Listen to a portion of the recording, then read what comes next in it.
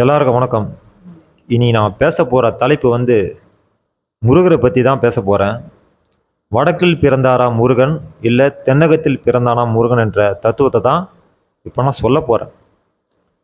இப்போது உங்களுக்கு ஆன்மீகத்தை சரியான முறையில் சொல்லி கொடுத்துருந்தா இந்த பிரச்சனையே வந்திருக்காது.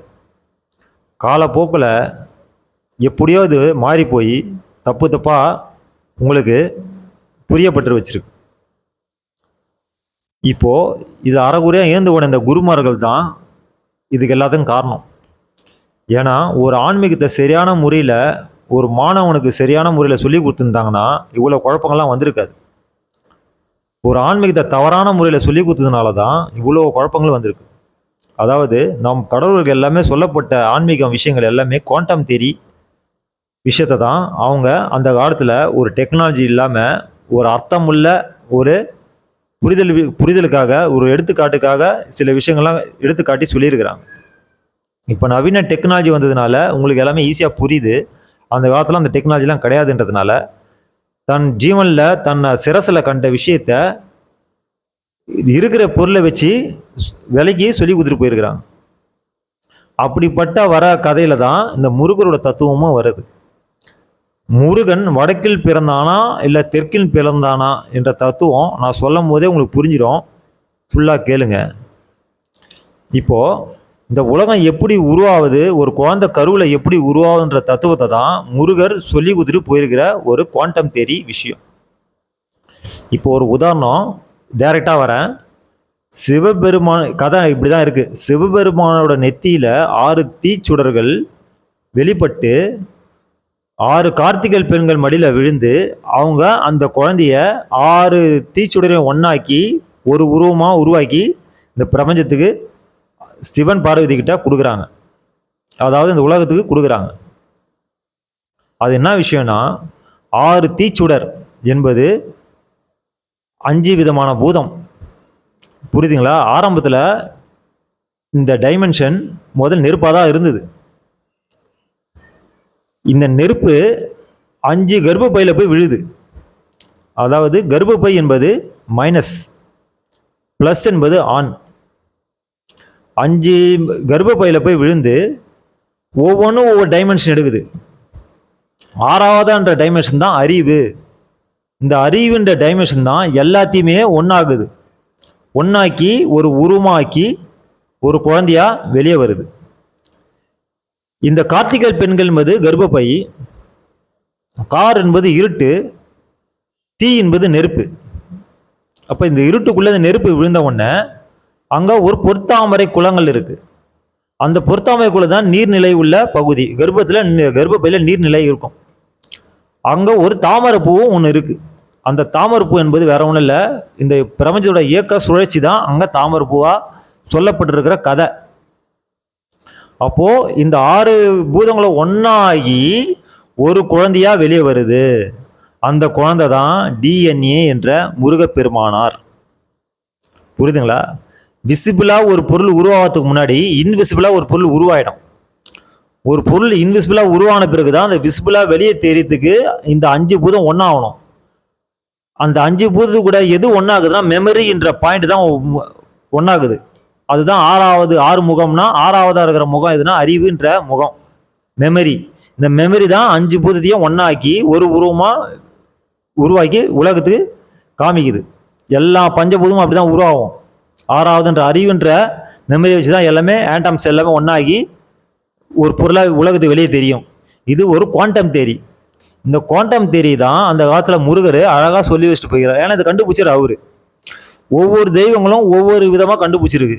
இப்போ நடராஜ பெருமாள் எதை கண்டுபிடிச்சானா உடுக்க, அதுவும் ஒரு குவாண்டம் தியரி. E=mc² ஃபார்முலா, அதான் அர்த்தம். இது அர்த்தமும் நான் சொல்கிறேன் அப்புறமா.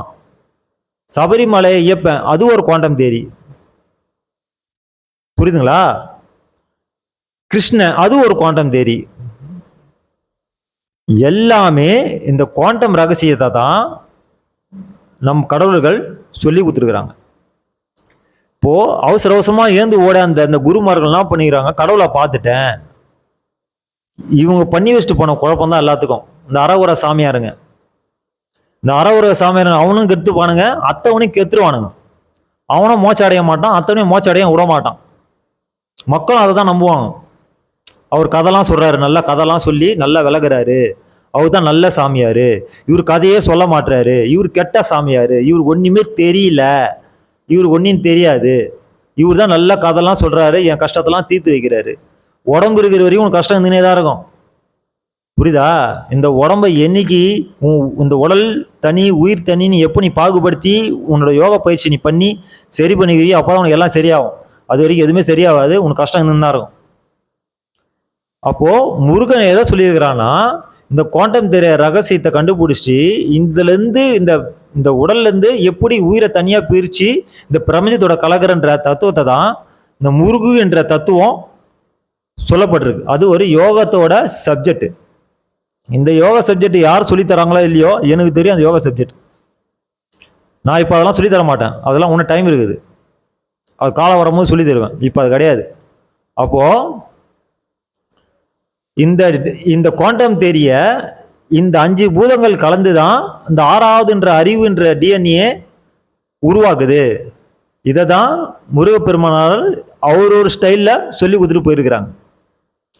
இந்த சிவபார்வதி யாருன்னா உனது வலது மூளை இடது மூளை. புரியுதுங்களா? இப்போ இந்த தீச்சுடர் எப்படி தீச்சுடருன்ற அர்த்தம் எப்படி வருதுன்னா, ஒரு சுத்தம் உஷ்ணம் உன் தலை உச்சியை தொட்ட பிறகு தான், அந்த நெருப்பு பொறி தலை உச்சியை தொட்ட பிறகு தான் காமன்ற ஒரு காமா கதிர் வச்சு உடம்புல உருவாகும். அது எண்ண அலைகள் உருகி அது சுக்கிலமா வெளியே வந்துதான் இந்த உலகத்தை படைக்குது. புரியுதுங்களா? அப்போ அந்த காலத்துல எவ்வளவு அழகா இந்த டைமென்ஷன் தத்துவத்தை டெக்னாலஜி இல்லாத காலத்துல இவ்வளவு தத்துவம் அழகா சொல்லியிருக்கிறாங்க. ஆனா இப்ப இருக்கிற டெக்னாலஜி அந்த காலத்துல இருந்ததுன்னா ஈஸியா எல்லாரும் புரிஞ்சிருக்கும். ஆனா இப்போ இருக்கு, ஆனா சொல்லி கொடுத்ததுக்கு ஆள் இல்லை. நான் சொல்றது புரியுதுங்களா? அப்போ இனிமேல் நீங்க என்ன நினைக்கணும்னா, எந்த சாமி பார்த்தாலும் அந்த சாமிக்கு சூட்டப்பட்ட பேர்லயே அது கண்டுபிடிச்ச தத்துவமும் இருக்கும். புரியுதுங்களா? இதுதான் கருப்பு, ஐயனார் கருப்பு. ஏன்னா கருப்புனா விஷயம் இருக்குது. இந்த பிரபஞ்சமே ஒரு கருப்புல தான் உருவாகுது. உன் கர்ப்பப்பையும் கருப்பு, உன் தலைக்குள்ள ஒரு கர்ப்பப்பை இருக்கு, அது யோகத்தால தான் கண்டுபிடிக்க முடியும். அந்த யோகத்தை சொல்லி கொடுத்தவரை அவர் தான்.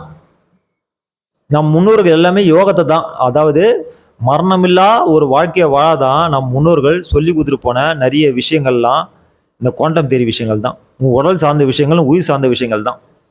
இதை தவிர்த்து உலகத்தில் வேற எதுவுமே அவங்க சொல்லவே இல்லை. இது சோத்துக்கான கல்வியெல்லாம் சொல்லலை, அவங்க ஞானத்துக்கான கல்வியை சொல்லி கொடுத்துட்டு போய்க்கிறாங்க. புரியுதுங்களா? இங்கே தான் சோத்துக்கு அச்சிக்கின்னு சோறு போட்டால் சொருக்குதுக்கு போயிடலான்ற ஒரு நம்பி வாழ்ந்துங்கன்னு அப்படி காலத்தை ஓட்டுனுக்கிறீங்க. எவனும் ஒருத்தன் தன்னோட கவனத்தை தலைக்குள்ள செலுத்தி தன் மூளைக்குள்ள என்ன இருக்குன்னு பார்க்க தெரிஞ்சுக்கிறானே அவனுக்கு தான் முக்தி மோட்சம் எல்லாம். புரியுதுங்களா? தொண்டைக்கு கீழே பூமி, தொண்டைக்கு மேலே ஆகாயம். இது ஒரு குவாண்டமு, இது ஒரு குவாண்டமு. புரியுதா? இதுல நிறைய ரகசியங்கள்லாம் இருக்கு. ஒன்று ஒன்றா நான் அப்புறமா சொல்றேன். இப்போதைக்கு இந்த கதை போதும். நன்றி, வணக்கம்.